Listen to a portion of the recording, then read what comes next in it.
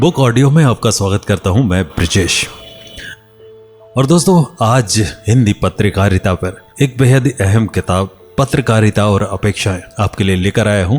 और इस किताब के लेखक हैं डॉक्टर अर्पण जैन अविचल। तो आज हम बात करेंगे भारतीय भाषाओं में पत्रकारिता का इतिहास। भारतवर्ष में आधुनिक ढंग की पत्रकारिता का जन्म 18वीं शताब्दी के चतुर्थ चरण में कलकत्ता, बंबई और मद्रास में हुआ। 1780 ईस्वी में प्रकाशित हिके का कलकत्ता गजट कदाचित इस ओर पहला प्रयत्न था। हिंदी के पहले पत्र उत्तंद मार्तंड के प्रकाशित होने तक इन नगरों की एंग्लो इंडियन अंग्रेजी पत्रकारिता काफी विकसित हो गई थी। इन अंतिम वर्षों में फारसी भाषा में भी पत्रकारिता का जन्म हो चुका था और 18वीं शताब्दी के फारसी पत्र कदाचित हस्तलिखित पत्र थे। 1801 में हिंदुस्तान इंटेलिजेंस ओरिएंटल एंथोलॉजी नाम का जो संकलन प्रकाशित हुआ, उसमें उत्तर भारत के कितने ही अखबारों के उद्धरण थे। 1810 में मौलवी इकराम अली ने कलकत्ता से लिथो पत्र हिंदुस्तानी प्रकाशित करना प्रारंभ किया। 1816 में गंगा किशोर भट्टाचार्य ने बंगाल गजट का प्रवर्तन किया और ये पहला बांग्ला पत्र था। बाद में श्री रामपुर के पादरियों ने प्रसिद्ध प्रचार पत्र समाचार दर्पण को 27 मई 1818 में जन्म दिया। इन प्रारंभिक पत्रों के बाद 1823 में हमें बांग्ला भाषा के समाचार चंद्रिका और संवाद कौमुदी, फारसी उर्दू के जामे जहानुमा और शमशुल अखबार तथा गुजराती के मुंबई समाचार के दर्शन होते हैं। ये स्पष्ट है कि हिंदी पत्रकारिता बहुत बात की चीज नहीं है। हिंदी का उर्दू अखबार और मराठी का दिग्दर्शन हिंदी के पहले पत्र उत्तंत मार्तंड के बाद ही आए। उद्दंत मार्तंड के संपादक पंडित जुगल किशोर थे। यह साप्ताहिक पत्र था। पत्र की भाषा पछे ही हिंदी रहती थी, जिसे पत्र के संपादकों ने मध्य देशीय भाषा कहा है। यह पत्र 1827 में बंद हो गया। उन दिनों सरकारी सहायता के बिना किसी भी पत्र का चलना असंभव था। कंपनी सरकार ने मिशनरियों के पत्र को डाक आदि की सुविधा दे रखी थी, परंतु चेष्टा करने पर भी उत्तंद मार्तंड को यह सुविधा प्राप्त नहीं हो सकी। और अब जिद्दी खबरों का आईना, वो भी संघर्ष करती है, मंदिर मस्जिद की लाइन सी मशक्कत करती है। वो भी इतिहास के पन्नों में जगह बनाने के लिए जद्दोजहद करती, लड़ती भिड़ती है, अपने सपनों को संजोती है, अपने अरमानों से जिद करती है।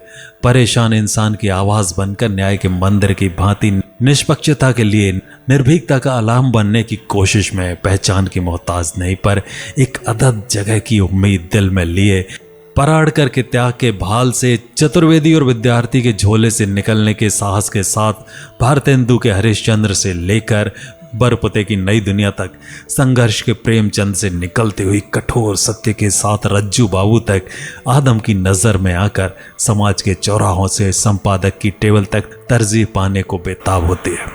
तब तो जाकर कहीं मुकाम हासिल कर पाती है, क्योंकि वो जिद्दी होती है। जी हाँ, खबर भी जिद्दी होती है। खबर की जिद क्या हो सकती है? जब इस प्रश्न के उत्तर को खोजने की चेष्टा से गहराई में उतरो तो पता चलता है कि दफ्तर के कूड़ेदान में ना पहुंचना ही उसकी सबसे बड़ी जिद होती है। पत्रकारों के मेजों पर दम ना तोड़ना ही, संपादकों की नजर में अटक सा जाना, खबरची की नजर में आना ही उसकी जिद का पैमाना है। पाठक के मानस का अंग बन पाना ही उसकी जिद का प्रमाण है। जिद करने का जज्बा और हुनर तो बहुत है खबर में, इसलिए वो संघर्ष का स्वर्णिम युग लिख पाती है। बहरहाल, खबर के आकलन और जिद का ही परिणाम है जिससे कई रसूखदार पर्दे से बाहर आ गए और कई घर जद में। बेबुनियाद रवैये से लड़ती हुई जब संघर्ष के मैदान में कोई खबर आती है तो सरेआम कई आरोप भी लग जाते हैं। व्यवस्था के गहरे असंतुलन और बाजारवाद से दिन रात संघर्ष करना ही खबर का नाम है। जिस तरह से हर जगह बाजार का गहरा प्रभाव हो रहा है, उसी तरह से कई बार संपादकीय संस्था की व्यवस्था उस खबर के जीवन पर घाव कर देती है। तर्क के मजबूत आधार के बावजूद भी कई लाभानी के ज़र्ब से गुजर भर जाना ही उसके अस्तित्व का सबसे बड़ा फैसला होता है। यकीनन वर्तमान दौर में पत्रकारिता का जो बदरंग चेहरा होता जा रहा है, इस कठिन काल में शाब्दिक उल्टियां हावी हैं। परिणाम की पराकाष्ठा से परे वर्तमान के अनगिनत अध्याय बुनती खबरें पाठक की सरजमी भी हिलाकर रखने का मादा रखती हैं। अफसान के संदर्भ से उपजकर जिस तरह से मशक्कत के आधार स्थापित करने का जो दर्द एक खबर को होता है, निश्चित ही वो दर्द अन्यत्र दुर्लभ है। खबर चाटुकारिता की भीड़ को चीरती हुई तत्व के अवसाद को धत्ता बताकर समर के सृजन का विकल्प अर्पण करती है। यही उसके परम होने का सौभाग्य है। इसलिए खबर जिद्दी है। गहन और गंभीर सूचकों का अनुगामी न बन पाना और जनहित में सृजक हो जाना खबर की पूर्णता का आकलन है। वर्तमान दौर में यदि खबर जिद करना छोड़ दे तो मानो संसार में सत्य का देखना भी दूभर हो जाएगा। समाज में वर्तमान में जिस हीन भावना से मीडिया को देखा जा रहा है, उससे तो लगता है कि खबर के आज होने पर यह हाल है। जब खबर ही अवकाश पर हो जाएगी तो फिर हालात क्या होंगे?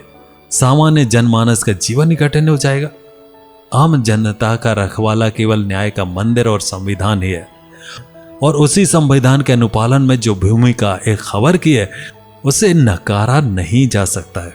यही कारण है संवैधानिक संस्थाओं और शासन प्रशासन को भय रहता है पोल खुल जाने का।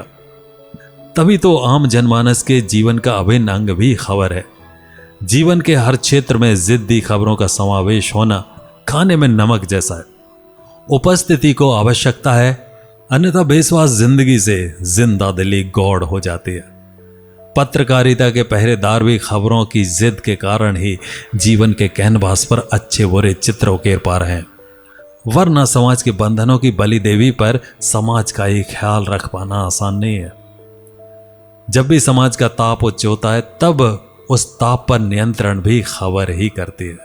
अपराध, विवाद, बुराई, कुरीतियां आदि परिणाम पर अंकुश भी खबरों के माध्यम से ही लगता है।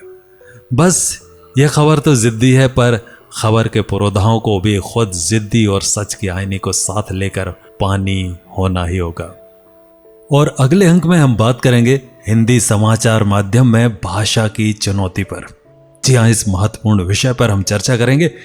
तो मिलेंगे अगले अंक में। तब तक अपना ध्यान रखिए। नमस्कार।